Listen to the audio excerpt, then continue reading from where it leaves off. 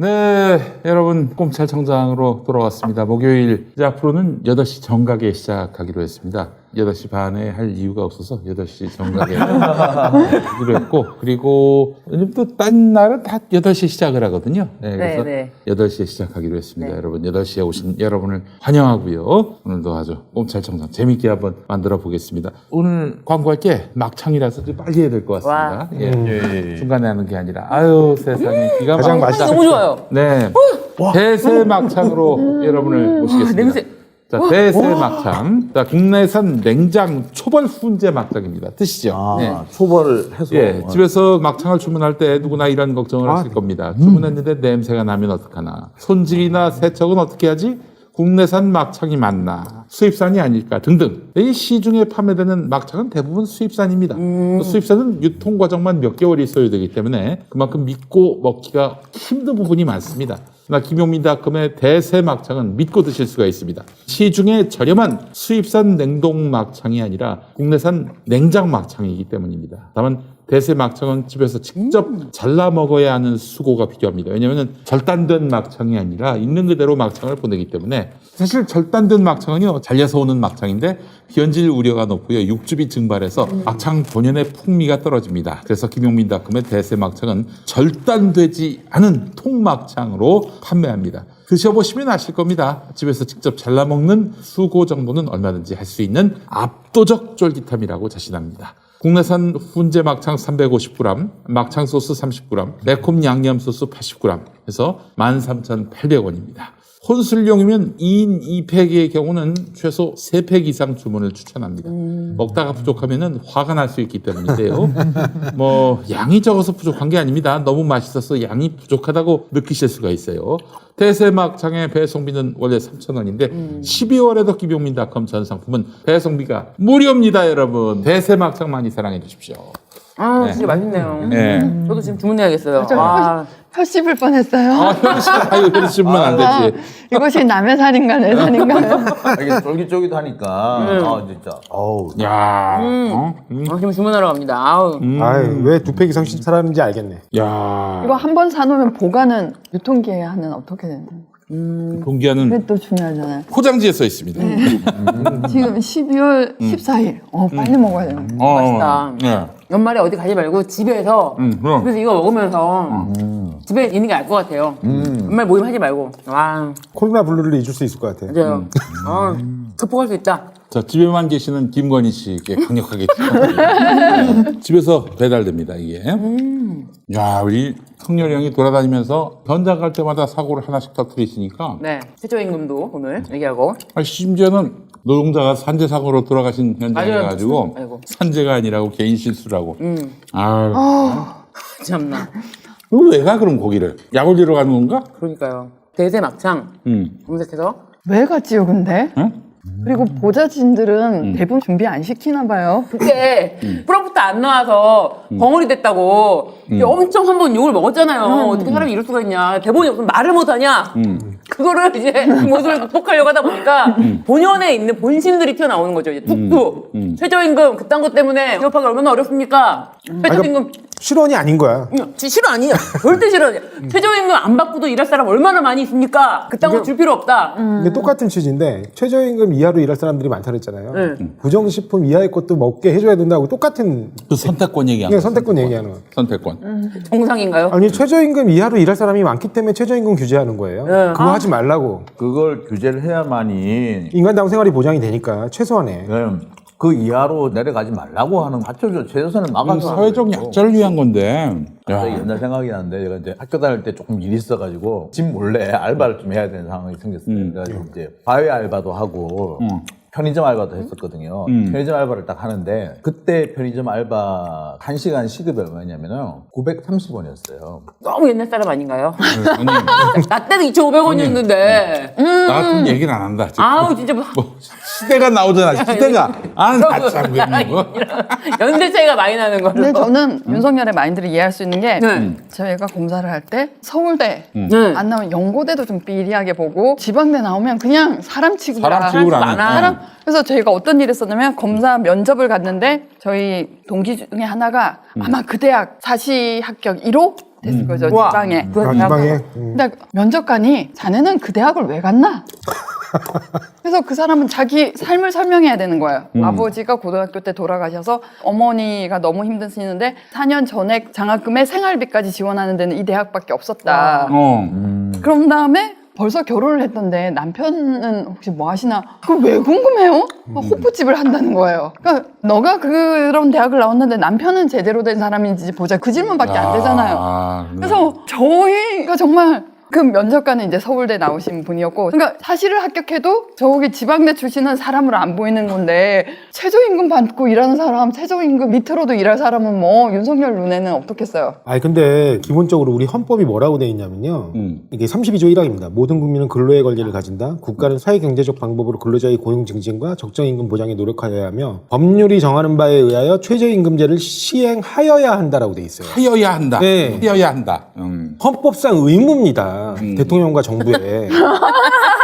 최저임금을 헌법을 파괴해라. 없애면은 그거는 위헌이에요. 그러니까 최저임금제 이 시행. 반헌법적 사고 이거 어떻게 할 겁니까 이거? 이거는 저 선거 운동을 하면서 그러니까 구술을 하셨잖아요. 아, 진짜 헌법성적 한번 까보고 싶다. 저는 이제 갑자기 이제 그 얘기 딱 듣는 순간에 잠 한번 저거 헌법에 있는 건데 싶어가지고 깜짝 놀란 거예요. 이게 저거를 검찰총장을 하셨다는 분이 저희 입에서 저런 말이 갑자기 툭 튀어나왔다는 게 너무 놀랬던 거예요. 평생을 법과 함께 살았던 사람 아니에요. 근데 평생을 법과 함께 안 살았으니까. 안 살았다는 얘기인 거예요. 그 말은 결국에 법하고 그러니까 우리 헌법에서 굉장히 많은 조항을 차지하고 있는 게 형사 절차에 관한 피고인과 변호인의 권리 내지 권한과 관련된 내용들입니다. 근데 그런 이유가 헌법이 그만큼 국가 형벌권 행사라는 국가의 강압적 공권력 행사와 밀접하게 연관이 되어 있기 때문이거든요. 그러니까 사실은 검사라면 헌법에 누구보다도 정통해야 돼요. 왜냐면 이게 국가가 국민의 이름으로 감히 국민의 이름으로 강제력을 행사하는 거기 때문에 국민을 상대로. 그렇지. 근데 이렇게 반헌법적 사고를 가진 사람이 형법이라는 아주 강력하고 날카로운 칼을 휘둘렀다는 게 어떻게 보면 끔찍해요. 그 면모를 엿볼 수 있었던 게 국정원 댓글 사건하고 항명 파동이 있고서 국정감사장에서 저는 검찰 조직을 사랑합니다. 저는 사람에게 충성하지 않습니다. 조폭이야. 사람들이 거기에만 뭔지 꽂혀가지고 그때 네. 사람이 이제 박근혜니까 네. 꽂혔지만 그 뒤에 발언 진짜 위험했어요. 뭐냐면은 그럼 이의적 제기권을 행사하시죠. 그러셨어요? 라고 했더니 위법하고 부당한 지시는 안 따르면 됩니다. 그거 왜 따라야 합니까? 근데 그 상황에서 그냥 넘겨들을 수 있는데 자세히 생각해보면 그럼 처음에 지시가 내려왔을 때 위법 부당한 걸 판단한 건 자기잖아요. 그렇지. 그럼 자기가 그냥 옳다는 얘기밖에 안 되는 거예요. 근데 이문정 검사는 과거사 재심 사건에서 백지 구형하라는 지시를 받았을 때 이의제기권 행사했거든요. 그렇지. 네. 둘의 사고를 이렇게 대비해서 볼 수 있는 거예요. 내가 곧 법이다. 네. 내가 이거 내가- 판단하면 위법인 거지. 이의제기를 할 필요도 없다. 내가 선언하는 게 법이고 내가 선언한 게 헌법이고 최저임금제 없어도 돼. 아, 이거 진짜 맛있네요. 저 다 먹었어요. 저도 다 먹었네. 대단하시다. 주문하려고 그랬는데 검색창에 대세 막창 이렇게 지금 안 나오고 가공 이쪽으로 들어가야 돼요. 그냥 바로 이제 검색창에 찾는다고 안 찾아지네요. 그렇지만 아. 너무 맛있어요. 주문 바로 알겠습니다. 장바구니 넣어놨어요. 제가. 감사합니다.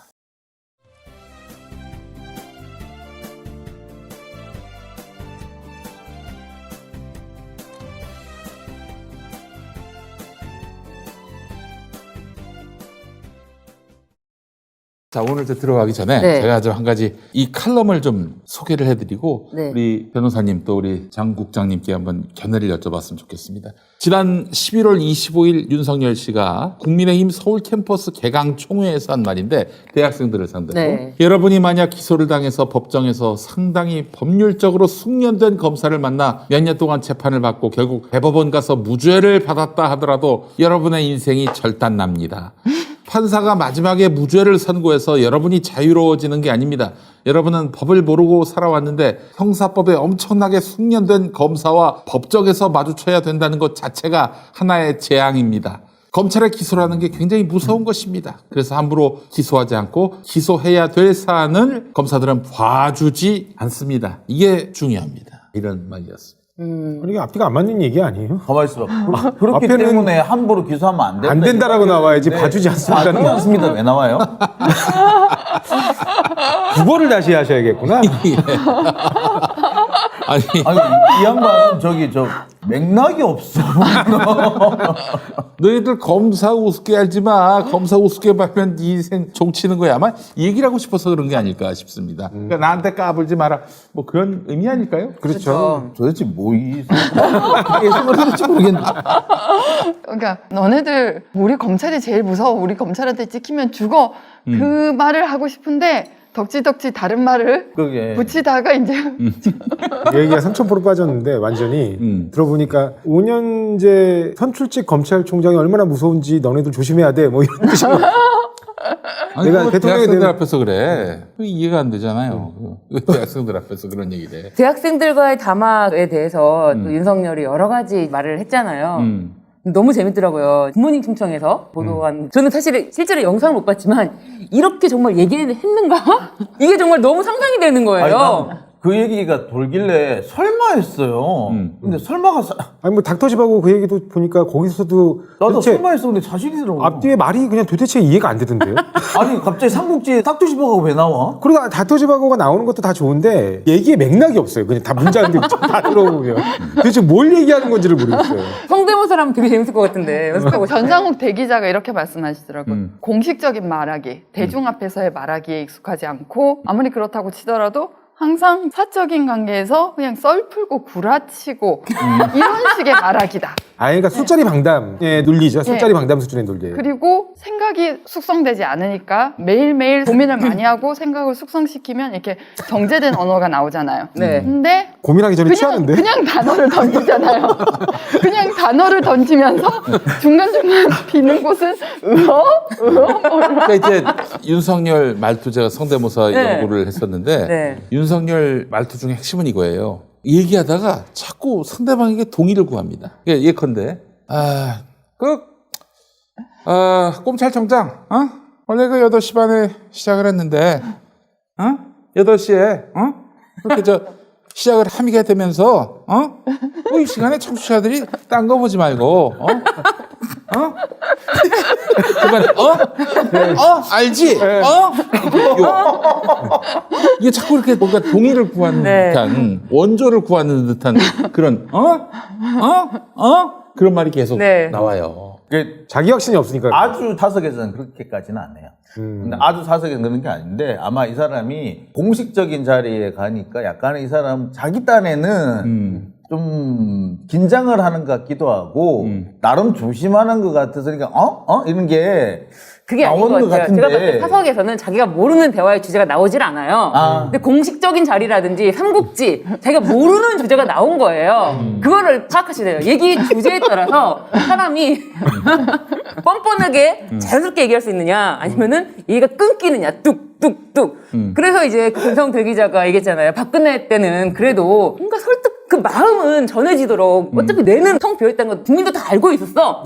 그럼에도 불구하고 우리가 박근혜를 뽑아줬던 거는 뇌는 순수하게 텅 비어있어도 통일 대박이죠 라고 해도 그 사람의 어떤 마음이 순수함이 느껴졌는데 이 사람은 거의 뭐 깡패 수준이죠. 말하는 그러니까 것도 순수하지도 않다라는 내용도 거 아니에요. 그렇고 무식함도 그렇고 뭐 하나가 참 그 묘한데 박근혜가 순수하게 느껴질 정도면 이 사람은 어떤 사람이에요 도대체? 박근혜가 뇌순녀 뇌가 순수하다 뇌순녀 그러니까 알코올성 치매가 단기 기억 상실하고 되게 밀접하잖아요. 어머 고소당하시려고. 아니 그런 부분들이 있는 것 같아요. 그러니까 너무 술을 좋아하시다 보니까 중간중간 자기가 무슨 얘기했는지 자꾸 까먹는 거죠. 아니 그 저기 보통 우리가 말을 길게 하다 보면 앞에서 내가 무슨 말 했더라. 네, 그렇죠. 그런 경우가 있는데 이분은 그 주기가 좀 짧을 수도 그러니까 있겠구나. 그래서 맥락이 없는 거예요. 그러니까 얘기를 하다 보면은 그러니까 계속 그냥 꼬리에 꼬리를 제가 물고서 윤석열 얘기는 후보자가 하는데 알코올성 치매가 있다는 뜻이 아니고 네. 그분이 그러니까 알코올성 치매에 있는 분들의 어떤 언어 습관하고 약간 비슷하다는 거예요. 네, 꼬리에 꼬리를 물고 말을 하게 되는데 네. 맥락은 없는. 나중에 하다 보면 엉뚱한 얘기를 하고 있는. 그러니까 사고가 빈곤하니까 어휘도 빈약하잖아요. 그렇죠. 어이가 빈약하죠. 쓸 수 있는 단어가 한 100개 정도? 그렇지. 근데 정말 너무 그러니까 뭐 외교도 법과 원칙에 따라 하시고 그렇지. 얘기 고민을 자꾸 하면 새로운 용어가 떠오르기도 하고 한동안 안 쓰던 단어가 떠오르기도 하고 그런데 이분은 그러지도 않는 것 같아요. 그러니까 본인이 이런 말실수에 대한 고민도 그렇게 안 하시는 것 같아요. 이거 부모님 신청을 실제로 보시면은 진짜 재미있다. 이게 거의 코미디가 아닌가 싶을 정도로. 그 이제 아니, 오늘도 아스팔트 그 도로포장 네. 안양에 있는 도로포장 사망 사고가 있었습니다. 그래서 거기서 이건 망언 일하시던 노동자 세 분이 이제 그렇게 본식이죠. 사망이 있었는데 그거에 대해서 가자마자 한다는 얘기가 시동만 제대로 끄고 내렸으면 없었을 텐데 그런 사소한 실수가 실수. 이렇게 큰 사고로 이어졌다는 식이에요. 그 이제 노동자 잘못이라는 얘기 그렇죠. 그렇죠. 개인의 아니 잘못이다. 여하를 떠나서 망인에 대한 기본적인 예의는 없습니까? 차라리 가지를 말든가요. 그러니까 그거를 개인의 잘못이라고 말하려고 거기까지 가서 그렇죠. 지적을 한다는 게 그게 대통령이 되겠다는 사람이 할 짓입니까? 예전에도 그런 적이 있었어요. 예를 들면 지하철역에서 그렇게 수리하다가 그렇죠. 청년- 구의역. 네, 구의역 사망 사건에 대해서 진짜 무식한 정치인들이 아니 그걸 안전장치를 제대로 확인을 하고 그렇게 해서 했어야지라고 표현하는 정치인이 그때 있어가지고 문제가 됐습니다. 아니 그렇게 할 수 없을 만큼 빡빡한 작업 스케줄을 짠 사업자가 문제인 것이지. 네. 그거 뒷배경은 여러 가지 스토리가 있어요. 그러니까 네. 원래는 2인 1조로 하게 돼 있죠. 메트로 공사 내부 부서였는데 아웃소싱을 줘서 그렇죠. 또 그걸 수리 신고 받은 데로부터 몇 분 안에 조치를 안 하면 뭐 감점 이런 게 있었고 또 인원도 축소했고 그래서 이제 이런 2인 문제- 1조 작업 수칙을 위반하게 되는 거죠. 어쩔 수 없이. 예. 그러니까 그런 부대 환경이나 주변 환경, 보통 이제 그런 일이 벌어지면 망인에 대한 예의를 먼저 표하고 그 다음에는 그렇지. 아니 그 얘기는 진짜 하더라도 몇 달 후에나 뭐 누가 마이크를 줬을 때 하면 모를까. 아니 돌아가신 현장이 그러니까 현장이 가고 얘기는 기업인들 것도 아니고. 네. 그걸 외우신 거예요? 네, 그러니까. 거기 사고 났으니까 기업인들 경영 의지 위축시키지 말라라는 메시지를 주고 기업인들 경영하기 편하게 해줘야 되는데 중대재해처벌법이 안 된다. 아니 그걸 사망사고 아니, 해가지고 그거는 거기 가지 말고 하든가. 그러니까. 그거 왜 거기 가서 하느냐고.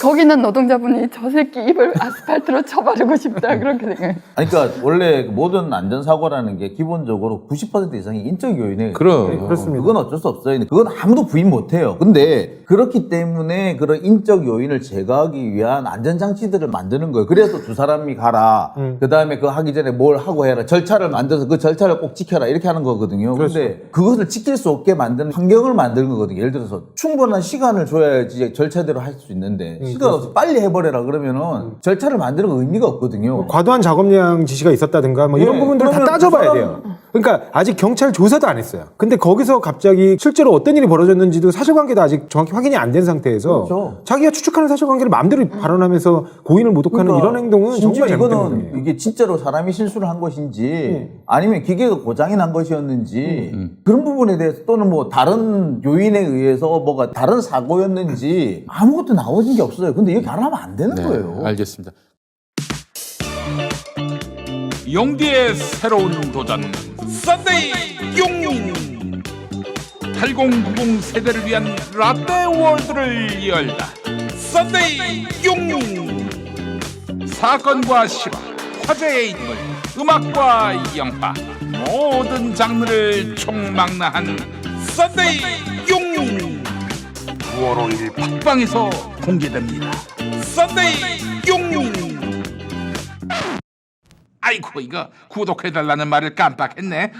썬데이 영민 구독 썬데이 구독 부탁드립니다. 예전에 추미애 법무부 장관에 대해서 윤석열 검찰총장이 뭐라고 했었죠? 나는 법무부 장관의 부하가 아니다. 예. 방금 이준석이 JTBC 인터뷰를 했는데 네. 나는 윤석열 대선 후보의 부하가 아니다. 그 친구는 이렇게 미러링을 잘하더라고 항상. 일배를 좀 많이 봐서 그랬는지 이 미러링을 잘해. 이게 미러링이잖아요. 반사 이거 아니 그 말도 해야지. 그러면 나는 사람에게 충성하지 않는다. 아주 재밌게 돌아가는 놈입니다. 네, 그 진짜. 놈네. 근데 사실은 되게 기분 나쁘겠다. 내가 이준석이라도 이 상황은 되게 기분 나쁘겠다라고 하는 상황이 좀 있더라고요. 특히 이제 이수정 교수가 한 얘기는 보면 이거는 뭐야 이거. 내가 네 아들이야? 그럼 내가 그렇죠. 네 아들처럼 아이고. 하는 얘기야?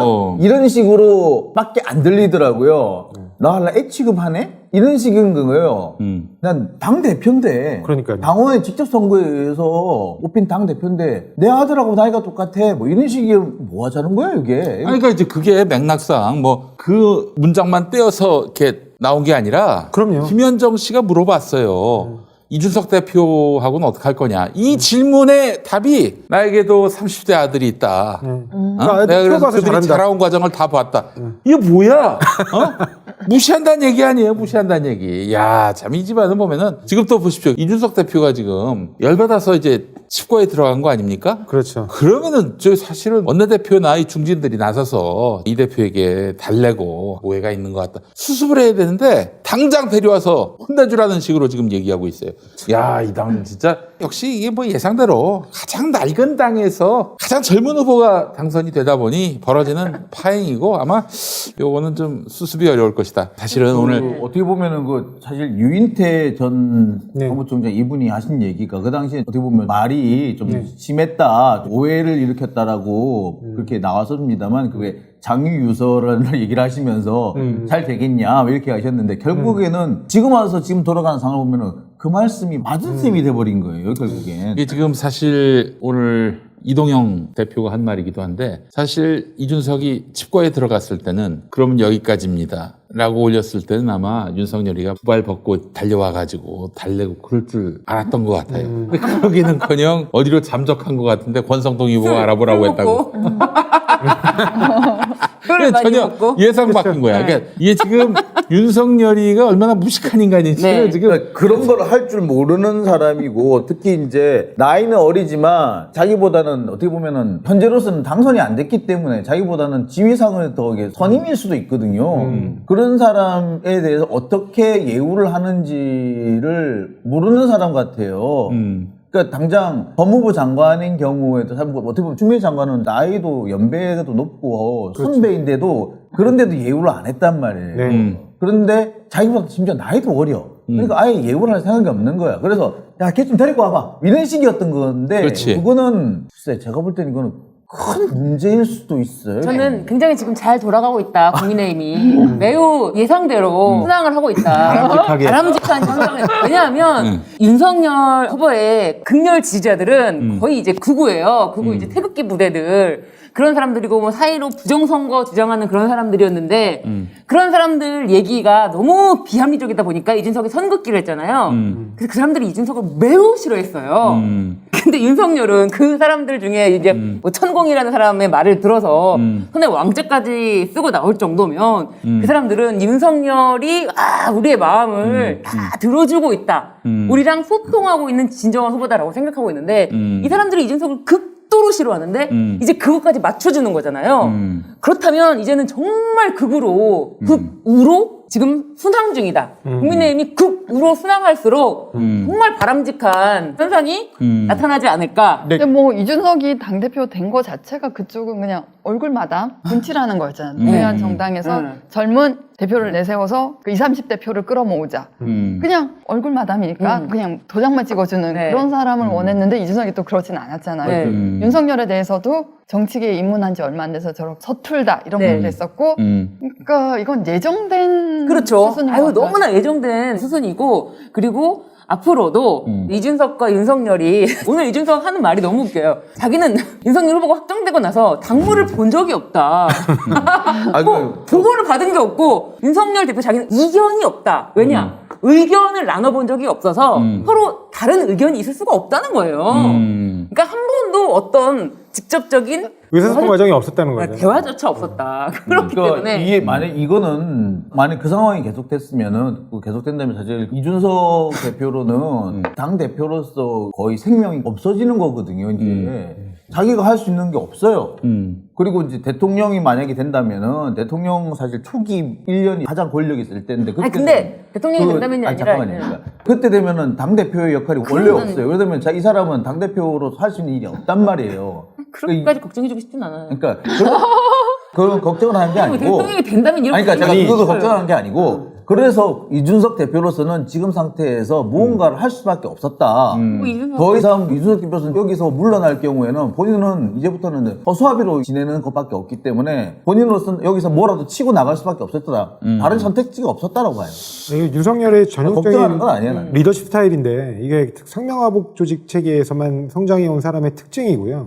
이런 사람들은 당연히 민주적 리더십이 없는 거예요. 그러니까 만약에 이 사람이 대통령이 된다면 어떻게 당청 구조를 가져갈지에 대한 그림을 보여주는 거거든요.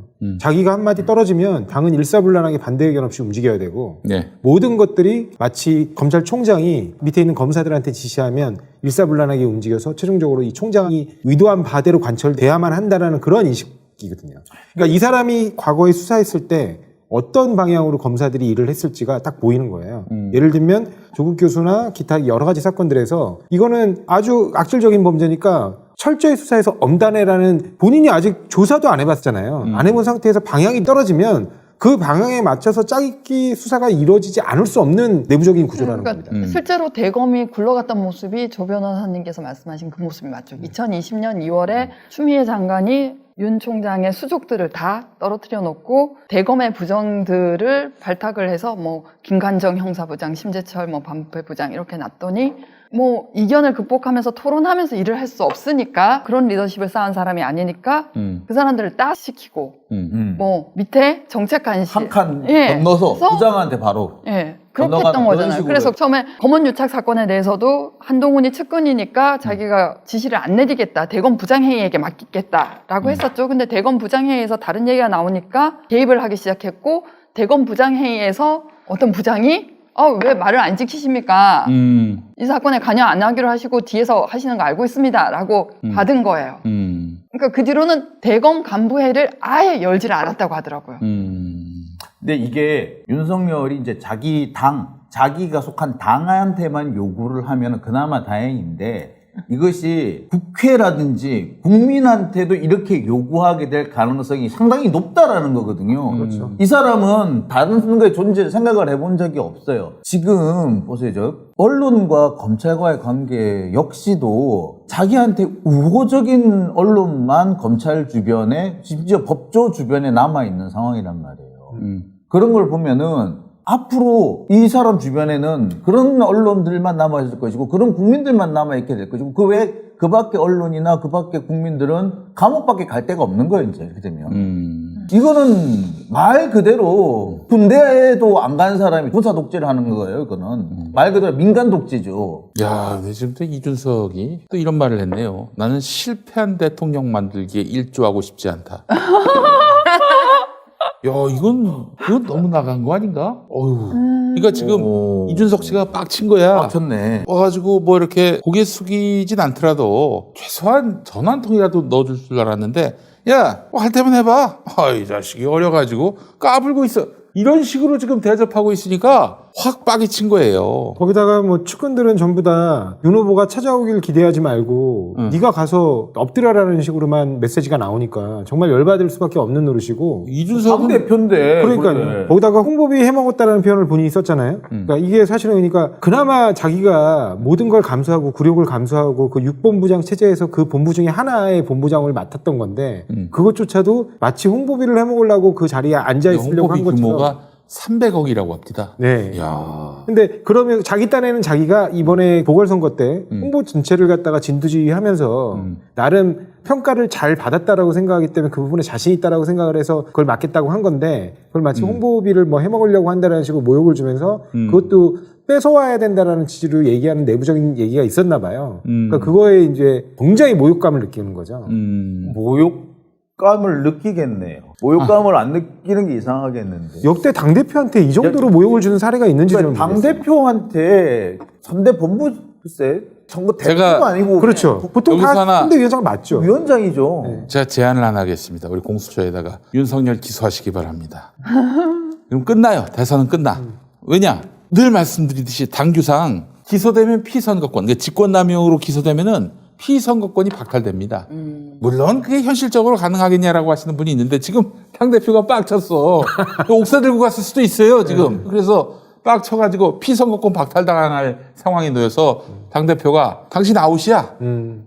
이래 버리면 이거 진짜 재밌어지는 거 아닙니까? 그렇잖아요.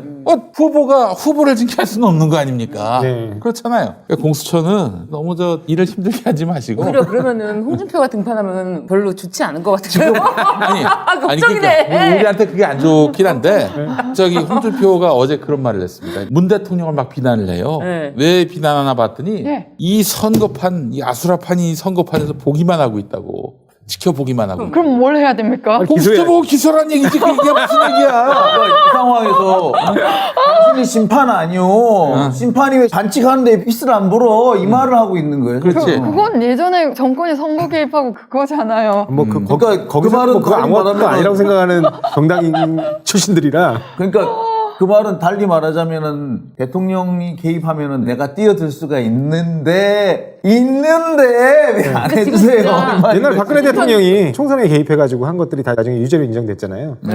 그러니까 왜 근데 그런 거 안 하냐 얘기하는 거죠. 뭐. 근데 홍준표는 지금 어떻게 보면 청년들에게 지지 호응도가 올라가고 있고 그리고 어차피 보수 쪽 찍는 어르신들은 후보가 바뀌어도 빨간색이에요. 그 사람들이 뭐 후보 보고 찍는 게 아니에요. 다만 홍준표보다 이제 이쪽을 밀었던 거죠. 구구에서 완전 밀어주자 그냥. 자, 그러면은 누군가가 또 그런 소리 하고 있는데 그것도 사실 설득력이 있어요. 오래전부터 나왔던 얘기가 오세훈 등판설. 그러니까 홍준표가 이렇게 나와가지고 후보가 되게 내버려 두겠습니까? 윤석열 밀었던 사람들이? 오세훈으로 또 대동단결할 거란 말이에요. 근데 이건 굉장히 아픈 얘기인데 네. 홍준표의 말이 그러니까 다른 맥락에서 그러니까 결자 해지로 음. 하면 그건 민주당도 아픈 얘기라고 생각해요. 어떤 거냐면은 윤석열이 두 대통령 그 당 출신의 두 대통령을 잡아놓았잖아요. 그렇지. 검찰권 행사를 통해서 정치판을 정리하고 자기네 자기 신분을 세탁하지 않았으면은 국민의힘당의 후보가 된다는 건 생각도 못할 일이에요. 거기에 숙적이었는데 그러니까 당신이 이 작자를 검찰총장으로 기용해서 우리 당이 이렇게 아사리판이 되었어요라고 얘기하면 그건 민주당한테 아픈 얘기 아니에요? 잠시 후 안양스마트 금기념 특별세를 시작하겠습니다.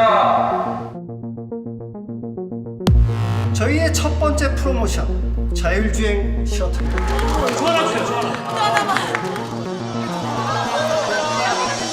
이번 달 야심차게 준비한 프로모션 제품들입니다. 모두 무료로 제공해드리겠습니다. 렛츠고! 근데 오세훈 후보가 등판하려면 12월 9일까지는 옷을 벗어야 되거든요. 아, 그러네. 네, 공직사퇴 시한이 있어가지고. 그러니까 이거 일주일이야? 기한이 일주일이야. 일주일 안에 기소해. 아, 공수처. 아니, 기소를 안 하니까 지금 검찰이 우습게 보고 있는 거 아닙니까? 근데 이제 그 기소 여부가 갈리는 것이 공수처가 자, 고 할 건지 스톱 할 건지의 어떻게 보면 중대한 갈림길이 오늘이죠. 사실은 중요한 것이 오늘 손준성이에요. 아, 지금 영장 실질 심사하고 있습니까? 중이에요. 네. 아, 끝났고요. 이제 결정만 남은 거죠. 결정만 자, 남았는데. 그러면은 뭐 얼마 후면 드러날 텐데, 이거 또 이제 일주일 동안 이 프로그램 보시는 분들이 있을 거란 말이죠. 네. 어떻게 될 것 같습니까? 이게 또 기각됩니까? 제가 보건데 검찰청장 하는 중에 결론이 나온다면은 밟을 겁니다. 발부, 영장 발부. 근데 검찰청장이 끝난 뒤라면 기각일 겁니다. 아, 그래요. 무조건 뒤에 나올 것 같은데 결정은 검찰 저녁 우리 9시 반에 끝나잖아요. 저는 오히려 시간이 더 걸리면 걸릴수록 고민은 깊었다고 보기 때문에 발부될 수도 있다고 생각. 왜냐면 이 사건 같은 경우에 이 부분에 대해서 영장을 이제 두 번째까지 안 내주게 되면 수사하지 말란 얘기거든요. 근데 이게 굉장히 심각한 범죄인 거는 법원에서도 인식하고 있을 거예요. 왜냐면 이게 그 수사정보정책관실을 중심으로 검찰이 어떻게 선거나 정치에 개입해 왔는가, 그 다음에 또 불법적인 사찰과 판사 예, 그런 불법 행위들에 개입해 왔는가에 굉장히 분수령이 되는 사건인데다가 이 사건 자체에 대해서 판사들이 바라볼 때도 심각성은 인지하고 있거든요. 예, 근데 이제 문제는 뭐냐면 현재 시점에서 어느 정도까지 개입했고 그걸 얼마나 입증해내고 본안 소송에서 과연 유죄를 이끌어낼 수 있는 정도의 증거가 수집됐느냐에 대한 관심이 높은 것뿐이지 이 사건 자체가 경미한 사건이라거나 그냥 이거를 갖다가 여기서 수사를 접어도 되는 사건이라거나 이렇게 바라보지는 않을 거라는 거예요. 이게 증거는 다 수집이 됐다라고 제가 보고 있어요. 네. 예를 들어서 이미 이제 손준성 보냄 이것뿐만 아니라 대화방이 복원이 됐고요. 그다음에 심지어는 검사들끼리 자기들끼리 업무용 메신저가 왔다 갔다 하는 게 확인이 됐단 말이에요. 이 정도면 충분한 증거가 있다고. 아, 여기서 영장 안 때릴 수가 없겠다, 사실. 예. 자, 여기서 증거는 충분하고 혐의의 심각성, 혐의가 소명이 됐고 그것이 심각하다는 것도 소명이 됐는데 여기서 고려가 될 거는 정무적 고려밖에 없는 건 거예요. 그렇죠. 자, 이 정무적 고려. 정무적 고려도인데 양쪽 다 있어요. 이번 거를 만약에 발부를 안 해주게 될 경우는 공수처로는 초반에 심각한 존립의 문제가 생길 겁니다.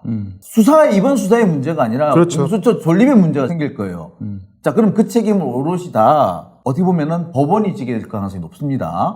자, 이거를 아마 서보민 하여튼 뭐 그 부장판사가 이분이 지시게 될 건데 어제 곽상도 저기 예, 바로 그 사람입니다. 사람이라면서요. 예. 근데 그거를 진짜 하실 의향이 있는지 그런 부분도 있을 것이고 또 한 가지는 이번에 그걸 발부를 했을 때 이 양반이 검찰로부터 받게 될 여러 가지 압박을 염두에 안 둘 수가 없을 거예요, 이 사람들. 인간이기 때문에.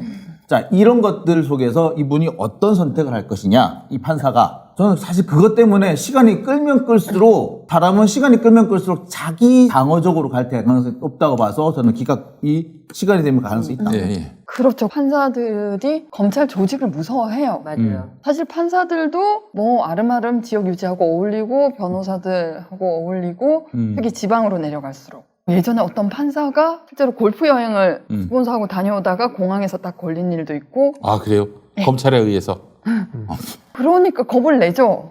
겁을 내는데 제가 영장 전담 판사 같으면 영장 서명하고 네. 밑에 직원한테 네. 아 이거 새벽 1시쯤 내려보내세요 네. 하고 집에 갑니다. 아니 결심하잖아요. 판사 뒤를 패고 저도요. 저도 그렇죠. 이번에는 기록도 안 봐. 그냥 네. 손준성 사실 이미 결정은 났다고 봐요, 저도. 지난번에는 이 판사 사찰이 안 들어갔었잖아요. 안 들어갔었고 성명불상자라고 되어 있고 지난번에는 자기들도 한번 면피도 필요하고 뭐 여러 가지로 해서 여기서 지금 바로 구속영장을 내주는 것보다는 좀 뭐 한번 나오겠지. 그리고 구속영장 실질심사도 했잖아요. 근데 이제는 모든 게 다 소명이 됐고 판사 사찰에 대해서 어떻게 얘기했는지까지도 나오게 되는데 이거에 대해서 다시 한번 구속사유 어쩌고저쩌고 하고 뭐 이러면은 판사들은 빙신입니다. 빙신. 빙다리 핫바지다. 저는 진짜 그렇게 봐요. 판사들은요 빙다리 핫바지예요. 아니 그때 판사 사찰 문건 나오고 나서도 판사들이 법관에 의해서 이거 가지고 한번 얘기를 해보자라고 했더 우린 얘기하지 않기로 했습니다. 근데 그거는 그때 상황으로서는 네. 뭐 집행정지가 들어왔고 네. 그러니까 꼭 법원에서 우리 이미 법원의 판단하고 그 재판부의 네. 독립, 재판의 독립이 보장해줘야 되는데 우리가 의견을 표명하면 그 재판부에 압박이 될 수도 있고 그런 거에서는 뭐 아니 근데 참 그 의견 정도 표명을 안 하기로 한 어떤 것도 발언도 판사에 대한 어떤 게 들어왔을 때 아무런 발언도 할 수 없고 우리가 무슨 말을 하면 뭐 여론이 된다 이런 것 자체가 그렇게 어마어마하게 위축되어 있다 움츠러들어 있다 진짜 거의 꽉꽉 조이고 야 진짜 몸살이어야 된다 검사들이 이렇게까지 하는 진짜 사람들이 몸살이어야 된다라고 생각을 했던 것 같은데 만약에 네. 예, 그래서 손준성이 네. 구속이 된다. 그럼 어떻게 됩니까? 그 다음에는 어떤 수순을 밟을 것 같아요? 뭐 6개월 안에 재판을 하겠죠 6개월 안에 기소를 재판을 하고 이 손준성을 이제 구속을 하게 되면은 이 다음 단계가 다음 이제 누가 지시를 했느냐 그랬거든요. 근데 이 다음에 법적으로 지시를 할 수 있는 지휘 체계상을 보자면은 대검 차장입니다. 근데 실질적으로는 대검 차장이 아니라 아마 지금 상황으로 보자면 한동훈이 개입한 가능성이 있죠. 권순정 대변인하고 네. 뭐 한동훈 카카오톡 부사장하고. 대화방이 나올 그거예요. 네. 카카오톡 대화방 안에 한동훈 얘기가 나오는데 겁이 나가지고 자꾸 이렇게 입이 그냥 멀어. 근데 카카오톡 대화방 부분이 이제 문제가 됐고. 아니 한강변 얘기도 하시더니 왜 이렇게 갑자기 줄이셨어요? 그거요? 그게 아니, 누구 그러니까 뭐 얘기인데? 합리적인 의심인 거죠. 뭐냐면 적어도 자신이 모시고 있는 검찰총장이 피해자로 적시된 고발장 작성에 뭐 어떻게 보면 총장의 친위부대라고 할 수 있는 수사정보 담당관실, 정책관실에서 움직였는데 과연 총장의 사전 승인이나 보고가 없이 했을까? 이건 의심할 수밖에 없는 거예요. 아니, 그러니까 당연하죠, 그 부분에 그거는. 대한 집중 추궁이 이루어질 겁니다. 결국에는 다음 단계는 지시자가 누구냐? 그렇죠. 네, 대검 차장이냐, 한동훈이냐, 아니면 윤석열 직접 바로 받았느냐?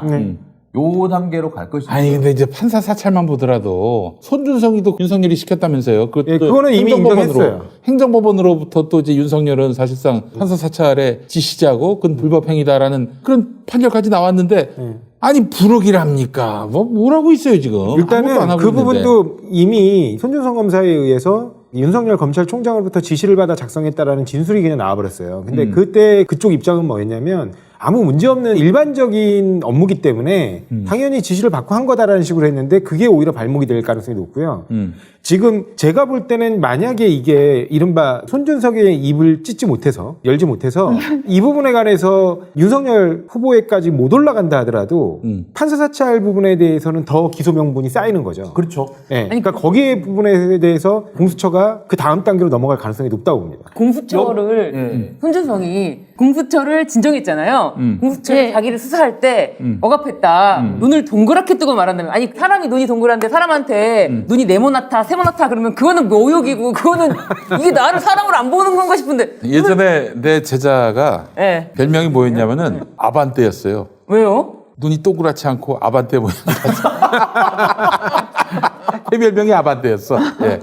동그란 사람이 없을 수도 있습니다. 예, 아닐 수도 있어요. 예. 최고의 눈을 형사법 아반떼로 뜨고 그렇게 한다 그래. 최고의 형사법 전문가라고 해서 네. 검찰 내에서도 엘리트 코스를 밟아온 손준성 검사가 네. 공수처에서 수사를 받으면서 위협을 느꼈다는 게 말이 됩니까? 그러니까요. 아유, 말도 안 되는 소리지. 지금 그거는. 그래서 공수처 여운국처장 4명을 진정을 했는데 이런 상황에서까지 영장이 안 나온다. 막 나가라 그냥 검찰 마음대로 하십시오. 때려주십시오라는 아예 그냥 떠먹여주는 거다. 이 정도면은 그 지금 영장 전담 판사의 판사가 예. 예, 법원이 검찰한테 판사가 거의 뭐 의심스럽다. 고속도로를 열어주는 거죠. 예, 이 정도면은 당연히 이게 지금 결국에는 당사자들의 직접 진술이 없기 때문에 부정적으로 본다고 얘기하는 또 일부 전문가들이 있는 거잖아요.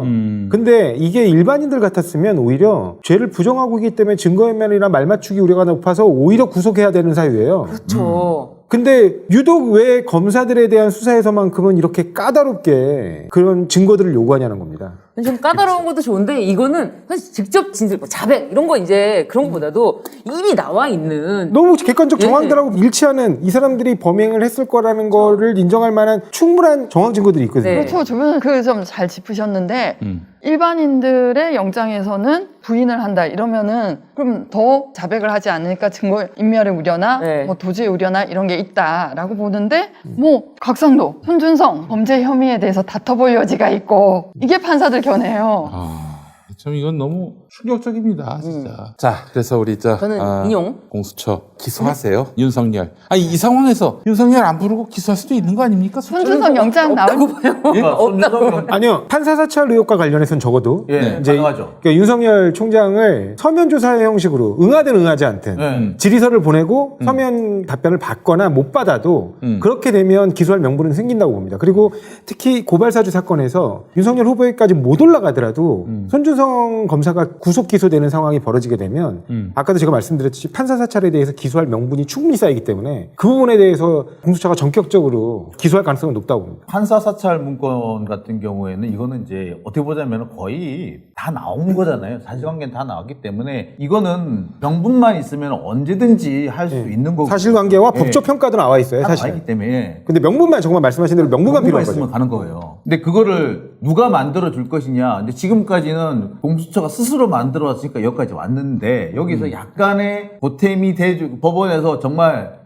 조금의 보탬이 되는 거. 그러니까 지금 오늘 말하는 거 오늘 영장만 나오면은 거기까지 가는 거예요. 근데 걱정이 슬슬 되기 시작하네. 왜냐면 아까도 말씀드렸듯이 이 건 관련해 가지고는 윤석열 후보에까지 올라가느냐 안 올라가느냐가 중요한 게 아니고 손준성 검사만 구속된다면 당연히 윤석열 후보도 개입했다고 봐야 되는 거 아니냐라는 평가가 나올 수밖에 없거든요. 그거는 결국에는 명백한 증거로 갖춰진 사건에 대해서는 기소를 안 할 수 없게 만드는 명분이 되는 거죠. 근데 이제 걱정스러운 게 이제 벌써 이제 9시가 돼가지고 전 인용될 것 같은데요. 저는 사실 많이 불안해. 이거 옛날 같으면 걱정도 안 할 건인데 아니, 옛날에 당연히 나오는 거 이거 안 나오는 게 이상해 이거는. 근데 왜냐면 여기 일단은 기본적으로 이제 요새는 뭐. 지시자에 대한 내용은 빠졌잖아요. 최소한 영장에는 그렇게 보도가 그리고 제가 좀 됐잖아요. 거꾸로 얘기하고 네. 싶어요. 뭐냐면 판사들이 이른바 사법농단이라는 사건의 수사를 받으면서 엄청나게 고초를 겪었잖아요. 네. 나름. 근데 그때의 잣대를 한번 보자고요. 그때의 검찰의 잣대. 그때 이게 판사들이 직무유기고 뭐 공무상 비밀누설이고 얼마나 마음대로 유리하면서 기소했습니까? 거꾸로 보면 그 부분에 대해서 검사 또한 자기들이 기소한 그런 거하고 동일한 논리로 접근하면 당장 지금 구속돼야 돼, 이 사람은. 그거를 다시 한번 돌아봐야 될 것 네, 같아요. 저는 진짜 손준성 검사가 지금까지 이제 나온 거랑 그리고 이번 영장 청구 때는 오히려 좀 더 안전하게 갔다, 확실하게 가려고 사실은 지시자도 빼고 그리고 이제 검사 나머지 2명도 특정을 했고 그랬기 때문에 이거를 영장을 안 내준다는 거는 너무 그거는 말이 안 된다. 여기까지는 확실하게 사전 영장 여기서 또 기각하기는 어렵지 않을까라고 생각이 들어요. 보통 두 번째 영장을 청구하면은 엔간하면 내주거든요. 지금까지 검찰의 경우도 그랬거든요. 근데 글쎄 엔간하면 내줬는데 이번에는 도저히 법원을 믿기가 어려워가지고 너무 정부적으로 왔다 갔다 하는 데다가 겁을 많이 먹어가지고 근데 사실은 1차 때는 절차적인 문제였어요. 뭐냐면 체포영장을 기각하자마자 구속영장을 치게 되니까 이 상황에서 만약에 법원이 영장을 내주게 되면 법원이 스스로 한 결정을 자기 부정하는 듯한 느낌을 줄 수도 있거든요. 근데 이제는 그 절차의 문제가 아니라 내용에 집중하고 있단 말입니다. 그러니까 이 내용 부분에 대해서 충분히 검토를 하고 난 다음에 영장을 내주게 된다면 법원으로서는 충분히 심리한 끝에 이렇게 적법 절차의 원칙을 지켜가면서 영장을 내줬다고 평가받을 수도 있기 때문에 이번에는 좀 다를 거라고 저는 기대하고 있습니다. 누구는 그런 말씀도 하시더라고요. 이 사람이 곽상도를 어제 풀어줬기 때문에 손준성까지 풀어주기는 어려울 거다. 그런 말씀을 하시는 분도 계세요. 뭐 원래 그래갖고 3명 넣고 그중에 2명은 나오고 뭐 1명은 뭐 그렇게 얘기하잖아요. 네, 그런 거 많이 하죠. 알겠습니다.